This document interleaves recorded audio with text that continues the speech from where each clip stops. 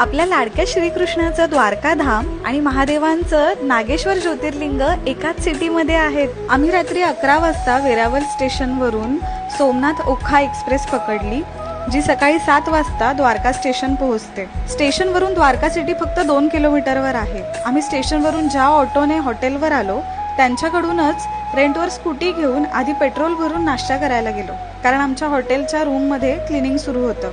नंतर हॉटेलमध्ये check in करून थोडा वेळ झोप काढून आम्ही दुपारी 12 वाजता नागेश्वर ज्योतिर्लिंग जायला निघालो, जे द्वारका सिटी पासून 15 किलोमीटरवर आहे. तिथे जाताना ऑन द वे आम्हाला हा कुणाल नावाचा मुलगा भेटला, जो सांगली महाराष्ट्रामधून सायकलवरून ऑल इंडिया ट्रॅव्हल करतोय. नागेश्वर मंदिरात पोहोचल्यावर फक्त 10 मिनिटात आमचं दर्शन झालं आणि आम्ही बाहेर आल्यावर आम्हाला तो पुन्हा भेटला. थोडा वेळ त्याच्याशी गप्पा करून आम्ही हॉटेलला आलो आणि दुसऱ्या दिवशी सकाळी लवकर उठून मंदिराजवळच्या या छोट्याशा हॉटेलमध्ये नाश्ता करून द्वारकाधीश टेम्पल गेलो.